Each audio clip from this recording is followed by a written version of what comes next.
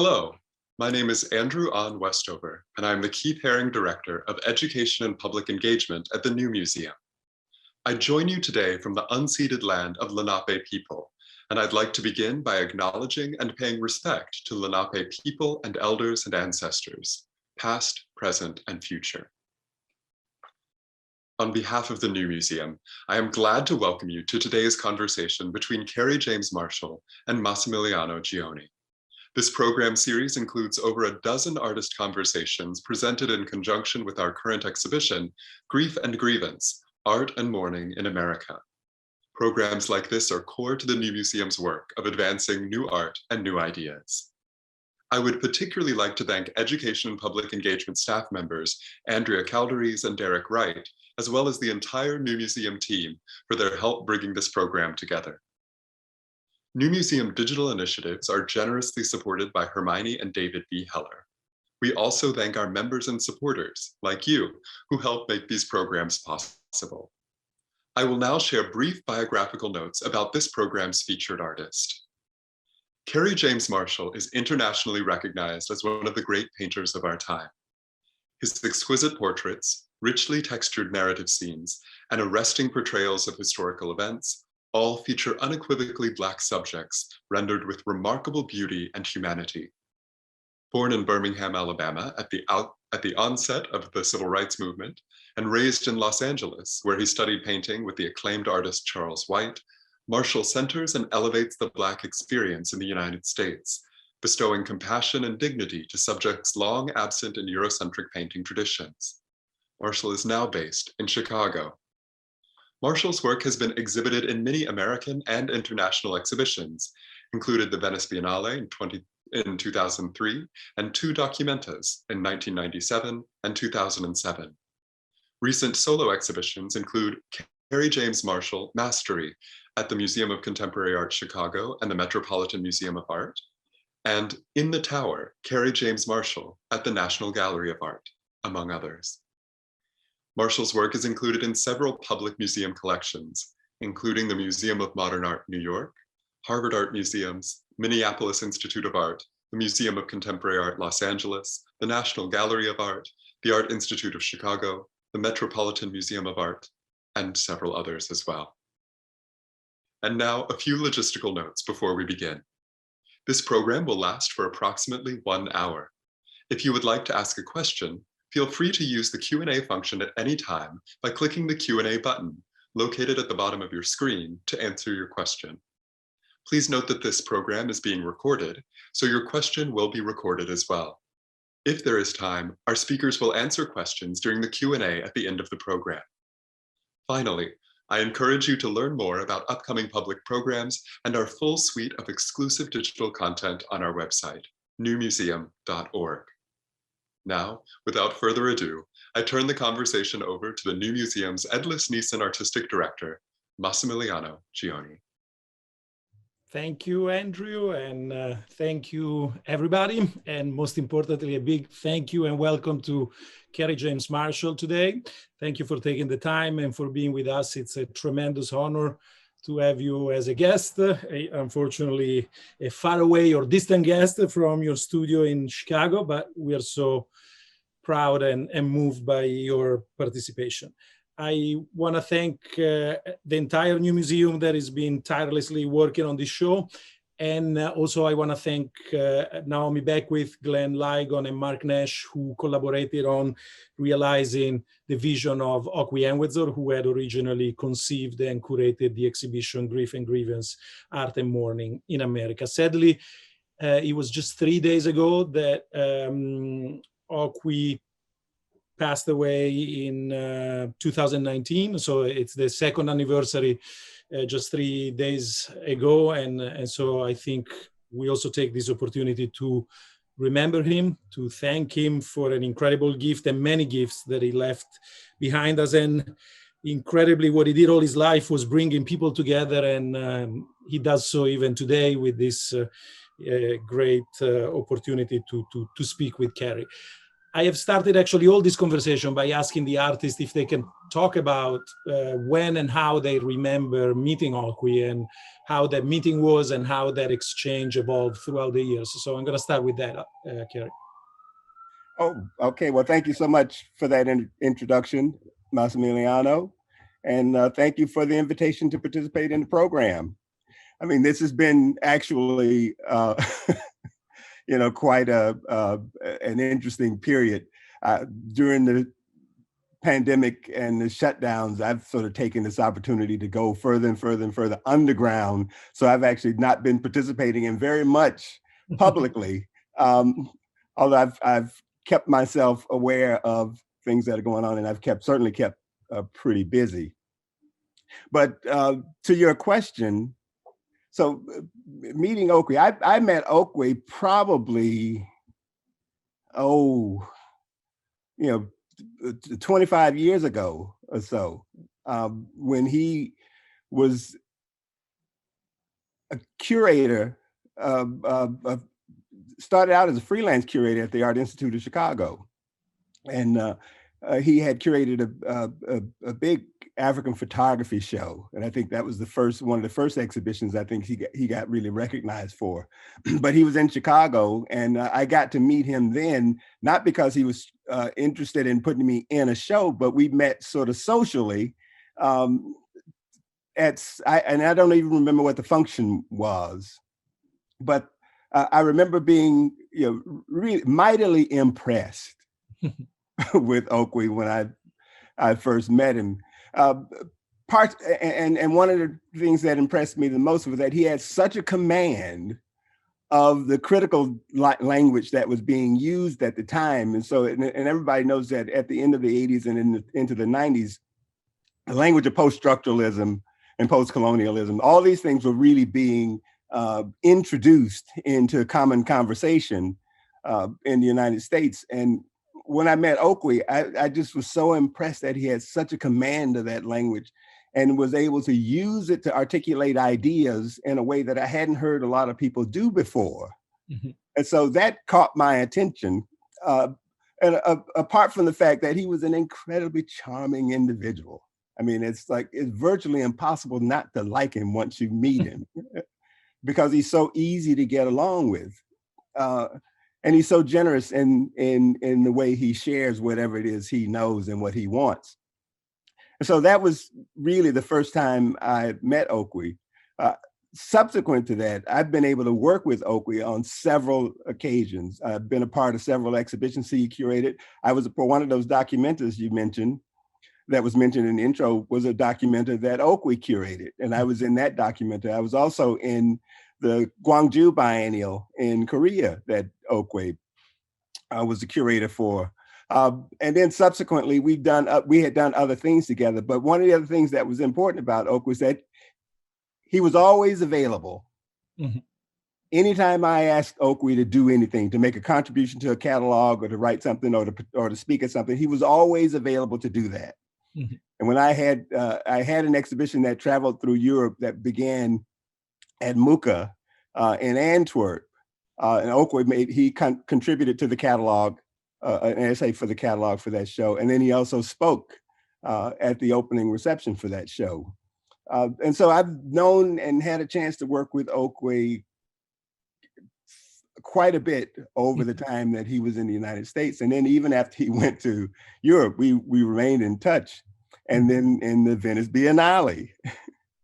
In 2015, yeah. 2015, so I was there with Okwi for that as well. Yeah. And, we stayed in touch. We're fairly good friends. And even up till the time he was in Germany, just before he fell ill. And I know he had an idea for a curatorial project that he wanted to get some support from artists for, as a way of having a fund that would exist for curators to work independently and to be able to work independent of institutions. And so I was in conversations with Okwi around that when he fell ill, and then everything changed from that point on. It's interesting you mentioned Chicago, because Chicago had an important role in Oqui's career. It was the first place where he had a job at the Art Institute as an adjunct curator. I want to say probably 1998 or so when he started, and that's also the year where you had this great show called Mementos at the Renaissance Society. The Renaissance Society was also a place that was very dear to Oqui, to the point that he gave the Lion for Lifetime Achievement to the director of the Renaissance Society, Susan Guess, when he curated the 2015 Venice Biennale. So in 1998, you had this wonderful show, and we're going to see some photos at the Renaissance Society, called Mementos, in which some of the works that are currently in Grief and Grievance were shown. And so I want to start maybe by showing some images of the installation at the new museum as he appears now. And you also have some images from the Renaissance Society show? Yeah, I found a couple. So yeah, we'll shoot some of those too. So actually in the first image, you see what the public encounters when coming out of the elevator. And it's a piece by Jean-Michel Basquiat, who was, together with Jack Whitten and Daniel Rue Johnson, one of the three historical artists, so to speak, that Oqui had imagined as sort of cornerstones for each floor of the museum. And then as you walk around this wall, you encounter your work. Oqui had specifically selected this group of works when he was working on the checklist, which all date from, well, not all of them, but most of them date from the late 90s and one of them from the early 2000s. And we'll look at them more carefully. Now let's just take a look at the rest of the room. This is in the center. It's a piece by Simone Lee, which is in dialogue with your work. So we have three works from the Memento and Souvenir series, and then with the important addition of Untitled Policeman, which is a loan from the Museum of Modern Art from 2015, I believe. Actually, I also have to thank all the museums that lend these works, because it was really an incredible act of generosity on all their part to bring them together, and it makes the room, the photos don't do justice to this incredible room. But maybe the next image we can look at is specifically, and here we are at the Renaissance Society in 1998. Do you want to tell us a little more about how this show developed, and when did you work on these works and how? Well, so I think I probably started working on this work in 1996, I think, when I first started, because that was when Suzanne Guez at the Renaissance Society offered me the opportunity to do a show there. I mean, and at the time, I mean, it wasn't an exhibition based on things that I already had. I mean, she wasn't making a selection of work that I was already doing, but I made a proposition to her that I wanted to do an exhibition that would be a kind of requiem for the 1960s as a period, as a decade, to look at the overview of what the 60s represented in terms of its political realities and in terms of its cultural realities. And also to make an exhibition that was about the way in which we commemorate these things. How do we it's like everybody has some sort of knowledge of the period, even people who weren't born in the period. I happened to be born in 1955, and so I was coming of age in the 60s. At a time when my understanding of what was really going on socially, politically, and culturally would start to really become clear. And so I wanted to make a work that took in every dimension of what the 60s represented, I thought. And not just the moments in the 60s that were tragic, but to consider some of the magnificent people that we lost during that era, doing other kinds of things, meaning writers, meaning poets, meaning musicians, and other figures that weren't necessarily political activists. And so what the pieces attempted to try and do was to bracket the 1960s as a decade, and then to represent almost all of the dimensions of what the 60s came to mean in some sort of visual kind of form. Mm-hmm. And so those three central paintings you see there are paintings that are based on, in part, that banner that you see also represented in the picture, especially in the one in the center, because that banner was the thing that was ubiquitous when I was growing up in the 60s. You mean we'll see it a bit more detail, but you see there's a banner. Right, yeah. Right, there's a banner that says "We mourn our loss," and it's an image of John F. Kennedy, Martin Luther King Jr., and Robert F. Kennedy, all of whom were assassinated in the 1960s. So, I mean, as a child growing up, one of my earliest experiences with political crisis was the assassination of the president of the United States, was John F. Kennedy in 1963. I mean, that was a shocking event for us back then, because as a 10-year-old, the idea of the president was almost equivalent to what it would have been like to have a king. I mean, they were almost untouchable. I mean, it really doesn't, it's hard to understand how, even if you read about the fact that Abraham Lincoln was assassinated and John Garfield was assassinated, so even when you read about things like that in history, there's no comparison between the impact that that kind of thing has when you read about it and the way you experience it when it happens in real life. And so that was momentous. And then Martin Luther King Jr. was assassinated in 1968. And then right after that, Robert Kennedy was assassinated. Now, I was living in Los Angeles at the time, and Robert Kennedy was assassinated at the Ambassador Hotel on Wilshire Boulevard. And so it's just this way in which these kinds of political events were so immediate that I wanted to figure out how to come to terms with that. And at the time, I mean, I was too young to really understand the implications of any of that. It just so happens that once I got to Chicago, I had gone into a flag and banner store on South Chicago Avenue, right near Cottage Grove, for people who know anything about Chicago. And when I walked into that store, I saw hanging on the wall in there that banner, "We Mourn Our Loss," with John Kennedy, Robert Kennedy, and Martin Luther King on it. And that gave me the idea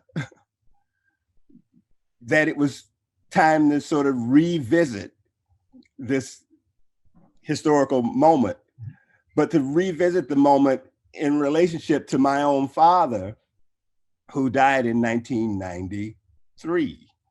And the way I framed it in the beginning was that my father was the cause of me being situated where I was in relationship to these historical events, meaning that it was my father and mother who birthed me into Birmingham, Alabama in 1955.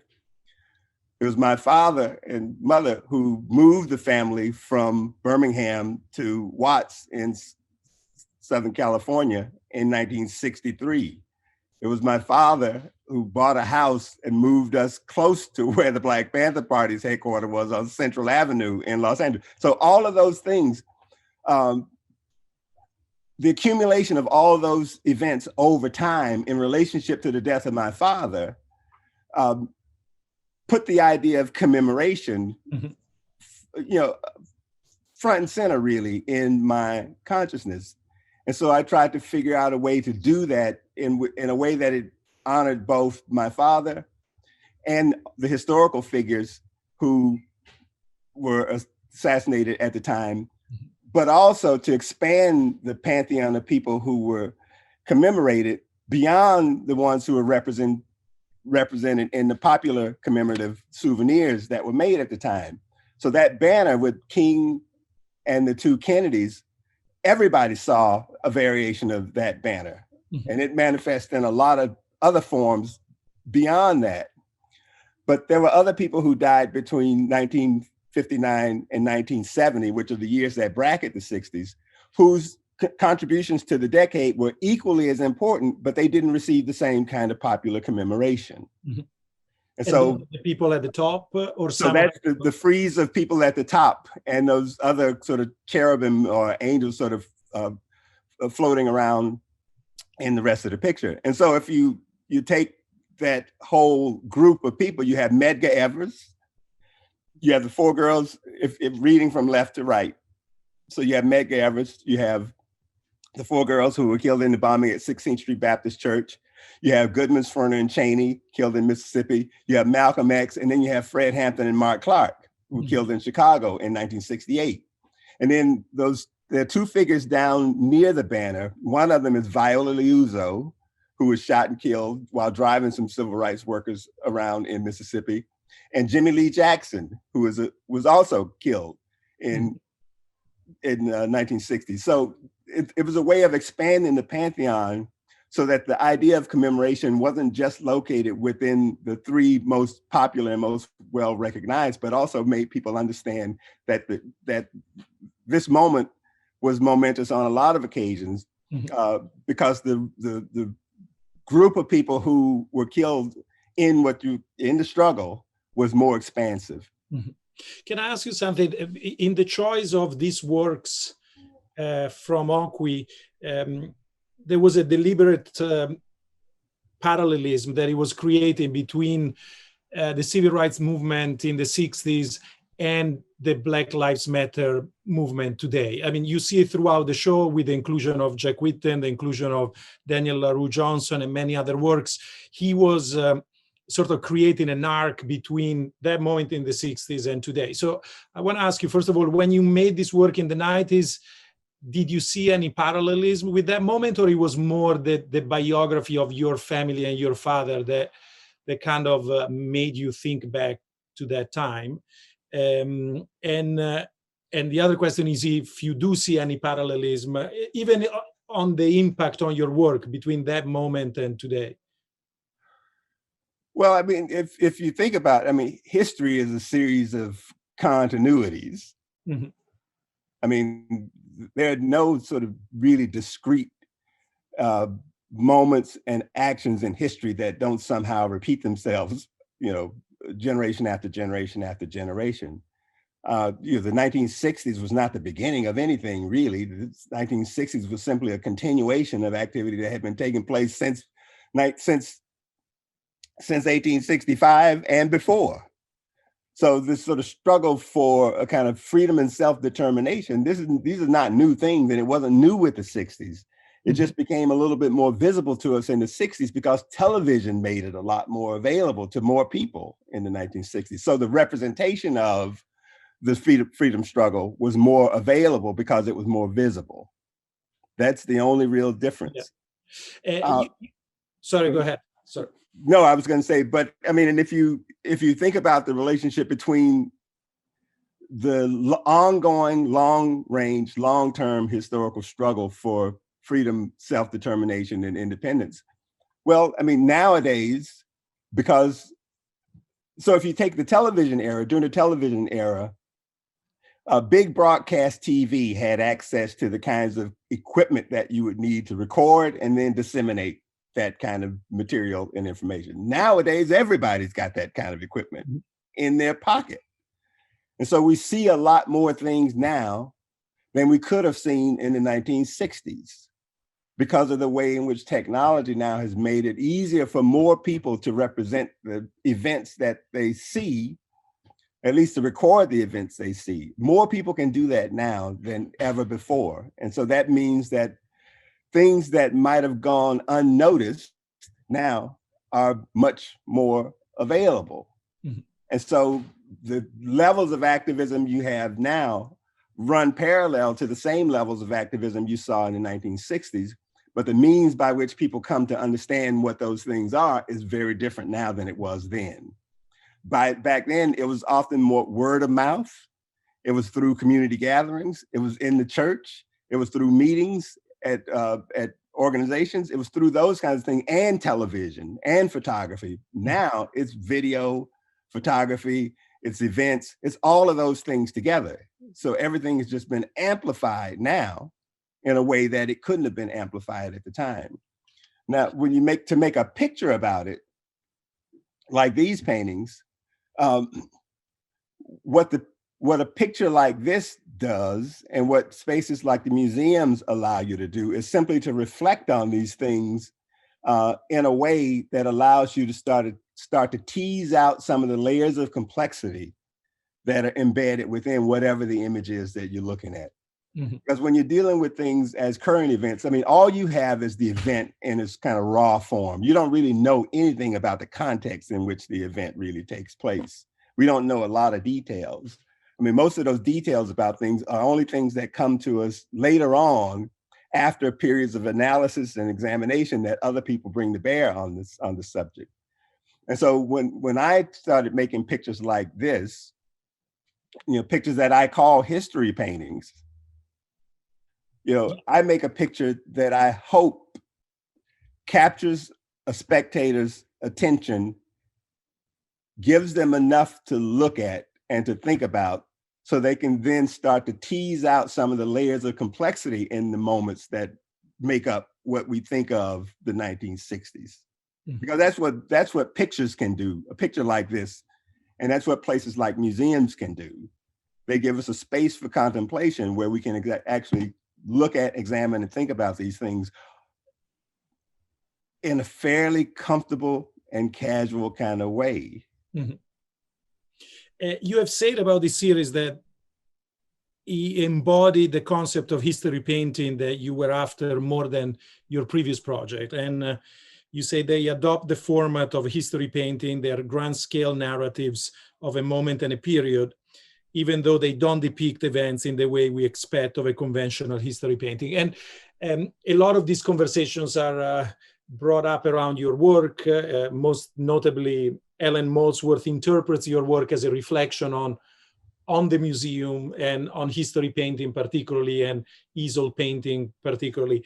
I'm curious, and we'll discuss, all the concepts around these ideas, but I'm curious of your choice of the unstretched canvas. On one hand, you are confronting history painting, but you do it with this banner format, which is at the same time panoramic and almost a cinemascope.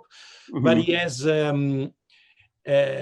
has also a flexibility that one doesn't identify with, with history as a heavy subject, or you do, in the sense that you think of them as Renaissance tapestry. So I'm curious, how did you were already doing unstretched canvases, obviously, but how did that idea evolve, and what were you searching for in that choice?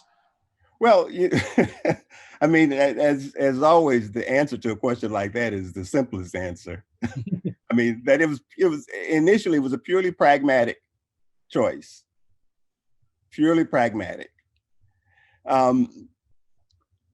So there are limitations when you want to make really grand scale artworks. There are limitations in terms of the space that's required to make them, and then the space that's required to store them. Because if you have to remember, I think, so as a painter, I'm making a work, in the words of Cecil Taylor, that nobody asked me to do. Nobody asked me to make these. I made them because I thought they were necessary to be made to me. And I needed to be able to make as many of them as I thought were required to satisfy and fulfill the idea. Mm-hmm. If I make a picture like that, that picture is 12 feet wide. Where am I going to put it? If it's on a stretcher, first of all, I need a gigantic space to be able to store one or two of those things once I finish working on them, so I can go on to the next thing. And so it just was a purely practical matter to do them on unstretched canvas, because then I could roll them up. Mm-hmm. Now, the other thing that was important about these is that before I started doing these works on unstretched canvas, I was working almost exclusively on paper. And so I was doing big paintings on paper. Mm-hmm. But the problem with the paper, because I like paper as a surface, I don't particularly like canvas as a surface. And so, and even in these pictures, the canvas is collaged with paper, so I could paint on the paper as a surface, because I don't particularly like the weave, the texture of the weave of the canvas. And I didn't want to do the work that was required to eliminate the weave by gesso in it 50 times. Mm-hmm. you know. So the unstretched canvas gave me, again, the suppleness of paper and the flatness of paper, and then the ability to roll it up and store it after I'm done.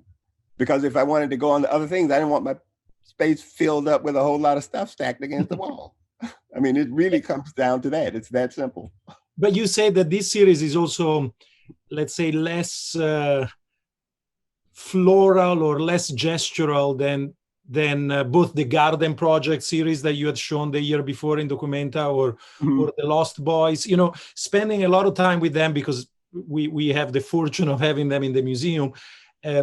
I just keep looking at the surface and the detail of these paintings, and it's so mysterious in the way that they're somehow flat and very drawn more than painted. So I don't know, how did that develop as a process? I mean, and then again, you actually then have the incrustations of the glitter, which is quite amazing, but they almost feel like medieval gold leaves, you know? So do you want to talk about a bit and I hope this is not boring to the general audience, but I think it's what makes these objects so incredible also. Well, so you have a couple of things. Yes, they have this sort of medieval, otherworldly kind of quality about them, which is something that was always appealing to me when you look at a lot of medieval paintings. So you have medieval paintings which have these gold leaf backgrounds, which immediately upon encountering something like that, separate the work from the world that you are occupying. So it's another world, it's a different thing, it's another time. At the same time, that the materiality of it, meaning your recognition of the goldness of the gold surface, brings the thing right back up to the surface, in the same way that the glitter in these pictures on top of the image brings you again right back to the surface. So you're doing two things at once. You're being asked to look into the picture and acknowledge all of the elements that make it up, all of the details, all of those things, the setting and everything. You're asked to look into this space, but then you're also reminded immediately that it's all part of a surface, because the glitter is obviously on the surface. And the glitter is obviously an embellishment that is designed on some level to enhance the experience of being with the picture, even as it gives you information. In the case of most of the pictures, the glitter says something. It's not just glitter, it says something also. So there are all of these ways in which the surface is both penetrated and reinforced, so that you have an active relationship between both parts of the picture, back what's in front and what's behind, and what's on and what's being represented.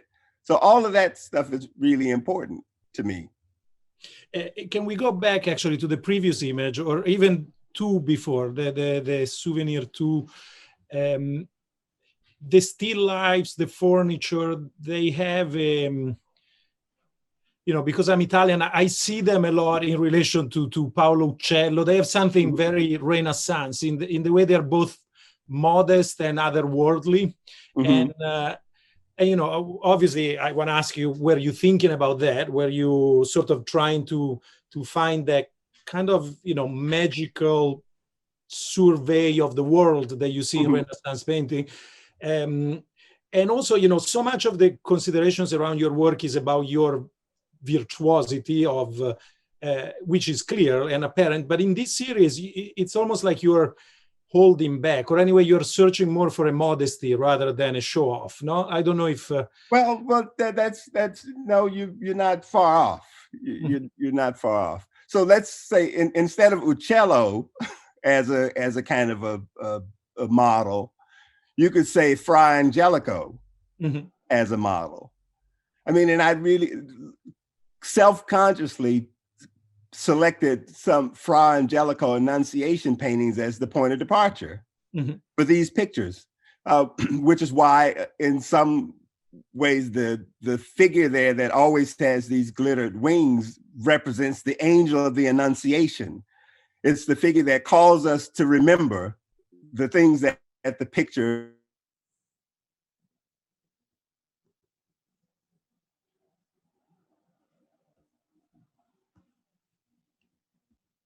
is presenting to us. Angelico let us know that the Virgin Mary has been called to recognize that she is chosen to be the carrier of the Son of God. I mean, so that's the way the narrative is. So in this same case, but now in these spaces, though, these spaces are actual spaces. They're not made up.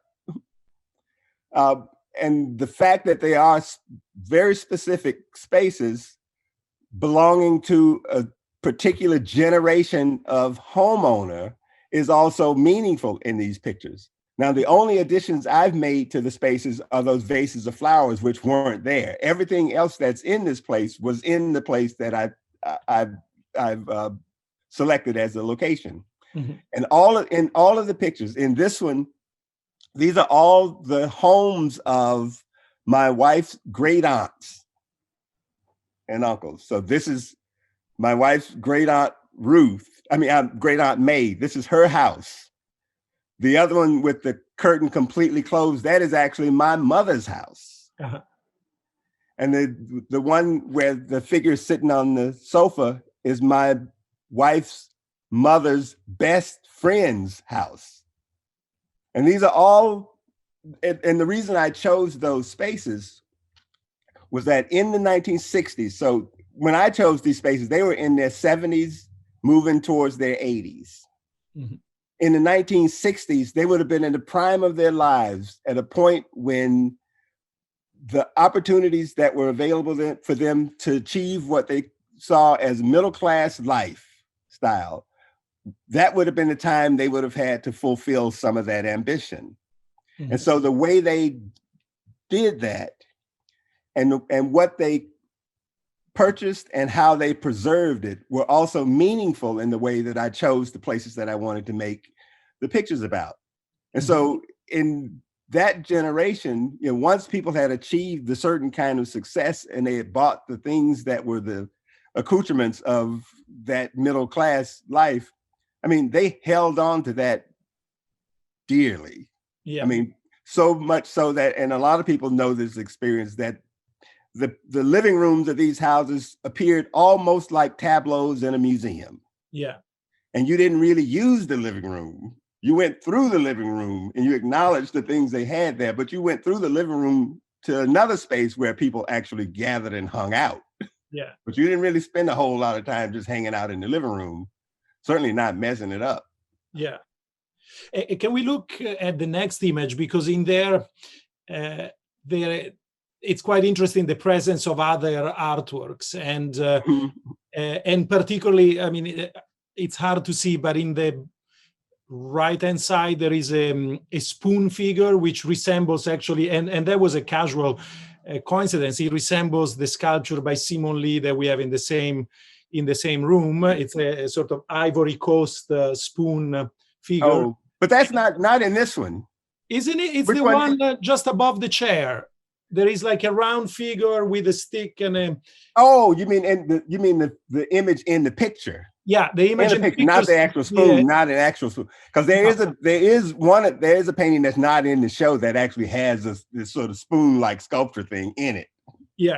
But I know what you mean. Yes. And then I don't understand who is the painting behind the figure on the couch. There is something that makes me think of Cézanne, but I don't understand. No, it's just a figure of a guitar player. It's a painting of a man playing a guitar. And is it by an artist specifically, or not? It's an anonymous. So all of those work. So this friend, the woman whose house this was, her name is Lois Ricks, who has passed away. She was my wife's mother's one of my wife's mother's best friends. They knew each other they'd known each other most of their lives, I think. Mm-hmm. And she had a very particularly Afrocentric worldview. And a lot of the things she collected in her house were a reflection of that. And that's part of what you see in the images hanging on the wall and in the sculpture, that one sculpture on the left side of the picture and things. So that was a way in which, for her, some of these artifacts are emblematic of her interest in an Afrocentric worldview. Yeah. And, seeing them today, I was also thinking of what you wrote. You wrote about many great artists or artists you've been interested in. And I was looking for the quote, and right now I can't find it. Of course, I misplaced it. But you discussed the assimilation of African sculpture, particularly by the Cubists and by the early European avant-gardes. But you also say, how did, and I'm quoting from memory, how did Black folks read that material in that moment? And I wonder if this piece alludes to that. And of course now, among conversations around restitution, around ownership of culture, I wonder if this inclusion of these objects is simply a reflection of what the owner of that house liked, or if he also took on a somewhat polemical position about who owned African art in a certain moment. Well, that's not a part of the conversation that this work tries to engender. Yeah. The things that are there are simply the things that were there. Because it's as much a portrait of the space that the person constructed as it is a reflection on what the 1960s as a decade meant. Mm-hmm. So, what I was most concerned with at the time, and especially with this picture, in which all of the figures that bracket, so the two figures that bracket the 1960s as musicians are Billie Holiday, who died in 1959, and Jimi Hendrix, who died in 1970. Mm-hmm. So those two figures are here, but this picture was also an opportunity to increase the number of people who were called upon to be recognized by having each of the people represented in the picture speak somebody else's name.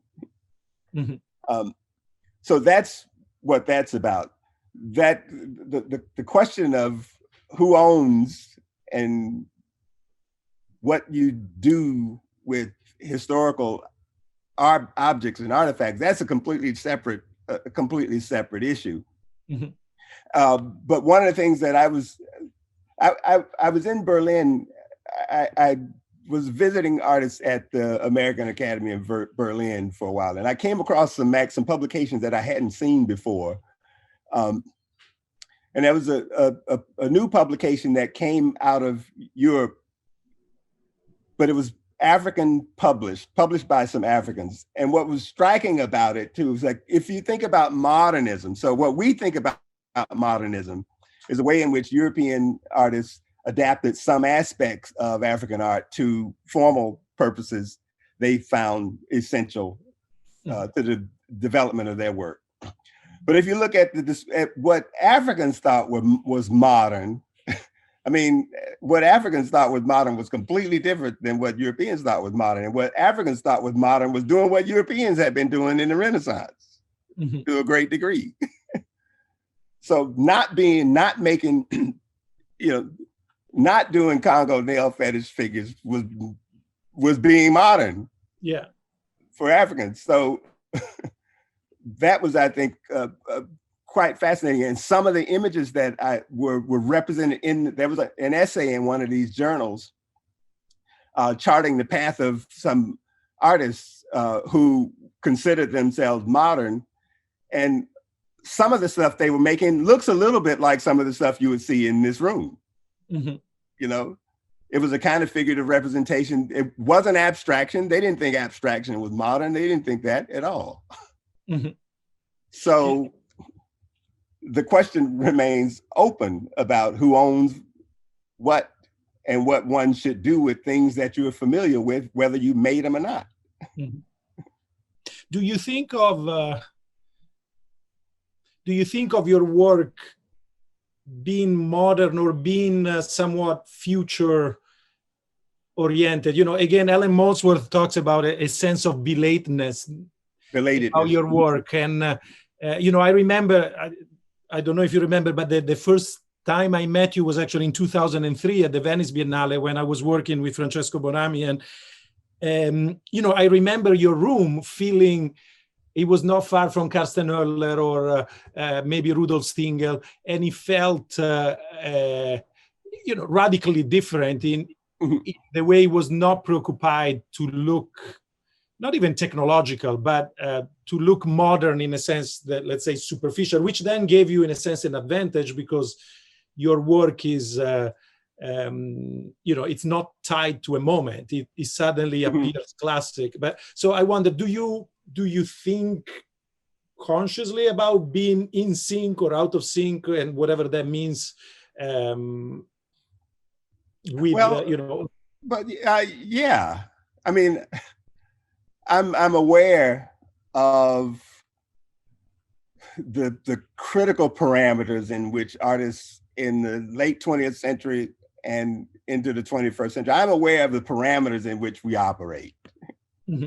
And I made some very clear choices early on about how I wanted to position what I wanted to do and how I wanted to position what I wanted to make and what I wanted that work to do and where I wanted it to show up.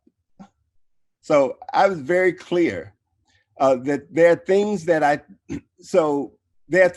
think need to be done and they need to look a certain kind of way in order to fulfill an ambition to be a part of a narrative that I still think is an important narrative.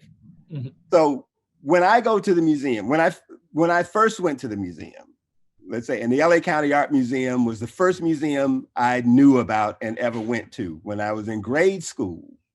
Mm-hmm. I was impressed by the things I saw, mightily impressed by the things I saw. And I said to myself, this is what I want to do. I want to do this too. And I want to be in this place as well. Mm-hmm. And so the only thing I was interested in from that moment on was, what do you have to do in order to get right here next to these things? That's all I was interested in. And so, because I asked myself, what do these artists know that makes it possible for their work to be perceived in the way that it is and for it to operate in these kinds of spaces? What do they know? And I wanted to know that. And so the scale of these works, their relationship to the history of painting, all of these things are really important to the development of my idea of what it means to be an artist in the moment that I was. And then I was hyper aware of the fact that I was going against the grain. Mm-hmm. Because if you remember, when I entered art school in the mid 1970s, nobody said you should be making paintings. Mm-hmm. Everybody said that was finished. But I'm not in the habit of having other people dictate to me what I should shouldn't know and what I should and shouldn't do. I'm not in the habit of having that done.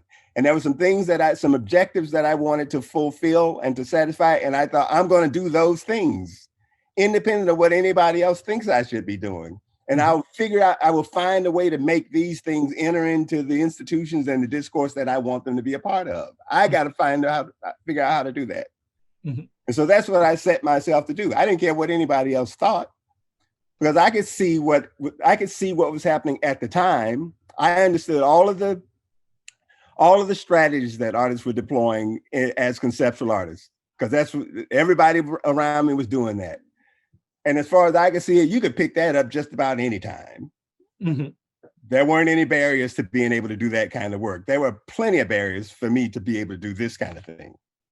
Mm-hmm. And I needed to get past those limitations that I had at the time to be able to do the kinds of pictures that I really imagined myself being able to make. I needed to be able to do that first. And then I can do the other stuff anytime I wanted to. I mean, it's the reality is that's the truth. Yeah, I you can do say that anytime. You say something about, which is quite fun, how following abstract expressionism, the idea became first before the materials. And in a way, you've been working against that notion, no? The materials comes first. But sorry, go ahead. No, please. I was going to say, but I think it matters that this picture is still on the screen. So that painting the painting that you all borrowed from the Addison. Yeah. Can you go back, Derek, a second? It's the one that's in color. Yeah. So that you can flash back, but then come back to. So this painting, this was the second in the group of paintings that I made in this souvenirs, mementos group. Now I was working, there's this one, and then there's one more that's in full color. Yeah. So if you go back to the one that's in black and white. So I happened to be in New York once, and I was going through the Metropolitan Museum, and I came across the Ang painting they have, the Odalisque and Grisaille. Mm-hmm. And the moment I saw that painting, I understood some things that had to happen in these works that painting made clear to me. And one of the things, the fact that it was in Grisaille, that it was in black, so there are two versions of that painting too. There's one in color, which is called the Grand Odalisque, and then there's the one that's there. So that painting appeals to me for a number of reasons. One is that it's primarily a flat sort of linear representation. And it's highly stylized. I mean, it looks photographic, but if you really look at the painting and analyze it, you can see that it's actually quite completely stylized. I mean, there are all kinds of distortions in that figure that are hidden from your perception because the level of detail in the painting is so overwhelming. Mm-hmm. So, but what I also understood was that doing these pictures in Grisaille gave me a level of distance in the picture from the moment that made it perfectly appropriate for representing the 1960s, for doing a group of works that were going to be a requiem on the 1960s. Mm-hmm. That distance that the black and white quality of these images gives is absolutely essential. The ones that are in color are a little bit too rich and a little bit too immediate. Mm-hmm. For the subject that they represent. I like them, they're perfect, but I realized what I needed to do was add another layer of distance between the moment, the current moment, and the image that was being represented. And that moment in Grisaille was what gave me the answer to that problem that I needed to solve. But if you think of Grisaille in the 20th century, the capital painting in Grisaille is also Guernica, no? As a painting of war, a painting of political struggle. The size, I haven't checked the size, but it's you're almost close to it. But so I want to ask you something about. It's about twice the size of my picture. Yeah, no, but I want to ask you something about how your work is now often read as a form of, you called it counter archive, sort of a compensatory inscription of Black history and also sheer Black presence in a canon that refused and excluded Blackness from its inception. And so there is obviously that polemical and political force. But then, and that's why I'm thinking of Guernica, I don't know of any painting of yours depicting violence, depicting even spectacle of traumas or so on and so forth. I thought it was quite amazing that one of your interviews is with Arthur Jaffa, who you have known for a long time. And, if you think of Love is the Message, it's the piece that most explicitly engaged with the image of violence, and there is never that confrontation in your work. So I'm curious, is that something that you have refrained from?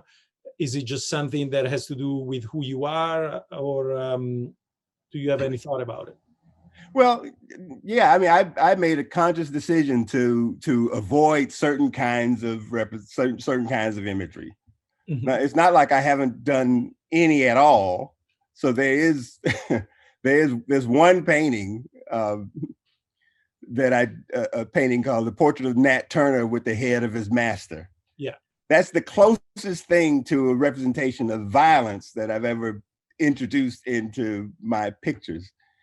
In most of the paintings, the violence in the pictures is sublimated.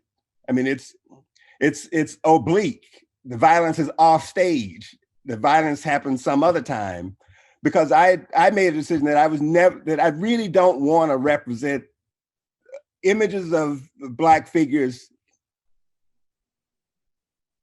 in trauma. I don't want to do that, because I want people to, because there are other things that need to be thought about too. And so what I want is not for pictures that become repulsive in any kind of way, but I'm trying to draw people into a moment when they think about things a little bit more deeply than a sensational image like that can allow. Mm-hmm. So that's why so this is why when you're doing history paintings, I mean, history paintings are not about current events. They're always about things that happened some time ago, things that we've had enough distance from so that we can actually think about them a little bit more clearly. Mm-hmm. I mean, it's easy to be sensational. I think it's easy to be sensational, and I find sensationalism like that sometimes a little cheap. Mm-hmm. And that's not a thing that art does, and it does really well. So if you take the Guernica painting, so yes, there seems to be an image that's a reflection of a moment of violence and trauma. But what's, to me at least, because I don't know the town of Guernica, I wasn't alive during the war when the town was bombed. I'm coming at it, it's a picture that I see that has images that do certain kinds of things. But what makes the picture interesting to look at is not the things that are done to the figures that are in it, but the way the picture is put together and made. That's what makes the picture interesting. And I can look at, I'm interested in that picture because I'm interested in the way pictures do the work they do. Mm-hmm. And they don't always depend on just I mean, it really is not just the evisceration of a body that makes a picture interesting, because the evisceration of a body can be repulsive, and you can drive people away from an image without them ever having given it 1 minute of thought to consider what the picture could be ultimately about. Mm-hmm. Those are things that I don't do. So I've done a number of pictures of Nat Turner. I did pictures of a group of slave rebels from the 18th century there was a moment called the Stono Rebellion. But and all of them, so Nat Turner ended up on the gallows. I didn't do a picture of Nat Turner hanging on the gallows. Mm-hmm. The Stono group, all of those rebels ended up on the gallows. I'm not doing pictures of them hanging from a rope. Mm-hmm. I could do that, but that would just simply be sensational. Mm-hmm. Now I choose to do images that are more oblique. You know, the 4 girls killed in the bombing at 6th Street Baptist Church, I could do burn up wood, broken up stuff. I can do burn up bodies and things. I could do that too. But that's not what we need to think about so much. I mean, if we really want to consider what those girls represent, I think we need to be thinking about them in the fullness of the life they had, not just in the moment of trauma where their lives were taken from them. Mhm. Well, that's my following question was to ask you if you have any thought about specifically about art and commemoration, but I think you answered that beautifully by what you just said. There are a lot of questions from the audience. This is when it gets very hard because I have to try and skim through them and read them. Let's see, there is a question about how you feel that your work engages both with the past and the present and eventually envisioning images of the future. I mean, I think you said earlier you're working again on your comics at the moment, which deal a lot with the future. So I don't know if you want to maybe start from that as an approach to visualize a different future in your work. Well, so I mean, but there are a couple of things. So these works are very specific. The works that are in the show are very specific. So, and those works deal with a particular moment in time, but it's a moment in time as it's reflected in another moment in time. And that secondary moment in time is the moment in which it's the moment of the living rooms, which is not the moment of the 60s. Yeah. So the living rooms are later. So that brings us a little bit closer to our contemporary moment. So those are paintings that have a certain kind of elasticity when it comes to the past and the present. The painting, so there's one painting in the show that's not about any of either one of those things. That picture, yeah. So it's the police officer. And that police officer, where is that police officer and when is he? Mm-hmm. I mean, there's no time register that helps you locate exactly when or where that police officer is. But it's an image that I think provides you with an opportunity simply to reflect on his existence and what the implications of his existence are. And you can reflect on the implications of his existence for the moment that we are in right now. So in a moment when police violence seemed to be out of control, what does the image of a Black policeman mean now? Like in this moment, what does that mean? Mm-hmm. So you're free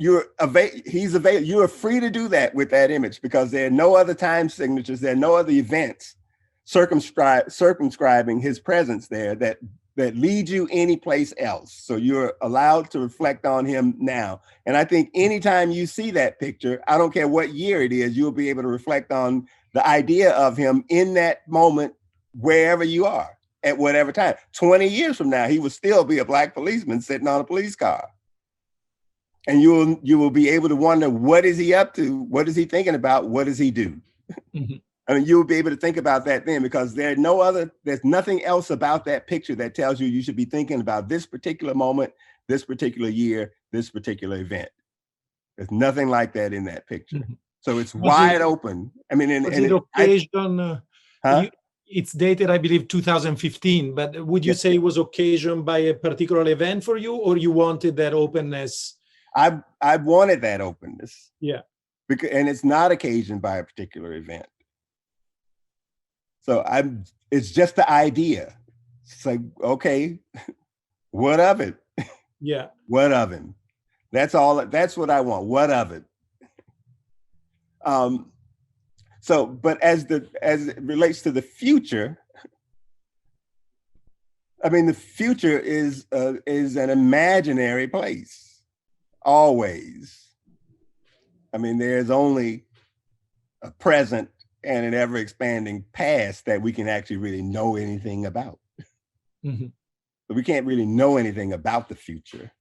We can imagine some things and project them into a set of circumstances that we think might represent the future, but we don't really know what the future is. And so the comics project that I've been working on, this thing called Rhythm Master, well, it is also at the same time about history, about the contemporary moment, and about the way in which these things might unfold in the future. And a future that we already see reflections of even now. Mm-hmm. I mean, I see, I mean, here we are. So that was a moment when people were imagining the future and you saw all kinds of vehicles flying through the air. And for a lot of people, that seemed unimaginable, but it's commonplace for us now. We see things flying through the air all the time. When the Segway, that individual motorized vehicle with the gyroscopes that had it, when those things started running around the street, that looked a lot like the future to me, because that was the kind of future that we imagined. If you grew up watching the Jetsons as a cartoon, that's the kind of future we imagined. People running around on things like that. I see people running around on a single wheel that has some gyroscopic balancing apparatus. They're going about 25 or 30 miles an hour. That looks like the future to me. So those are things we know about. And yeah, so, but that's so the Rhythm Master project is a comic strip that, hold on a second. Let me turn this off. It's gonna stop. It's okay. I didn't unplug that. Okay. It proves it's live. So so I know. Yeah, there was somebody coming to pick something up. Okay. They'll do. But so here, the so the Rhythm Master project. Yeah. So what is that? So here's the way I think about about history and its relationship to the future, and especially as it relates to the idea of a kind of hero worship, and or the salvation of a people, as with the arrival of a hero. And so that strip is actually based on the notion, there's an Afrocentric notion that in order for Black people to come into their full selves after centuries of having been occupied, colonized, and enslaved, was to return to some sense of who they were before all this started to take place. And that's to reclaim some aspect of the cultural patrimony or cultural heritage that was taken as a part of, what C.L.R. James' stolen legacy, And so one of the ways to do that is to reclaim some, and you alluded to some of this in terms of who owns the kind of artworks and artifacts of the past. It's to reclaim ownership of those things, but also to reclaim the power dynamic that those things represented. Mm-hmm. So, but the Rhythm Master project, I say, is based in part on that reclamation. But the narrative has to unfold in a way that we have to completely give into the fact that the past can never win in the present and be our future. So the complexity of the problem is that whatever we thought we were centuries ago, we're never going to be that again. That's never going to happen. Mm-hmm. So the only thing that really makes any sense is to start to imagine the kind of future that you want to be in and to make that future come about. So that's what the Rhythm Master project is about, is how to imagine what that future could possibly be, and then how to bring it about yourself, independent of what anybody else might think is necessary, but how to do that yourself. Well, I think that's a fantastic place where to either to end or to start. There are so many questions, but I don't even know how to process them. And I do think that your last comments are a place that we want to start from. So I would just say thank you so much. And I'm sure I'm saying thank you on behalf of everybody else that is sending questions. And I apologize to all the questions that I didn't ask, but you never get to them. You never get to them. And the great thing, we know that there will be so many other shows and many artworks of yours that will answer and provoke many more questions. So thank you so much, Kerry. Thank you so much, and thank everybody for listening. I do hope I'm able to do more artworks that provoke these kinds of thoughts and these kind of conversations. I'm sure you will, and I hope, you spoke of the future. Unfortunately, nobody imagined that the future would be speaking behind screens all our life. So I hope we can see each other in person soon. And thank you so much again. Absolutely. Thanks.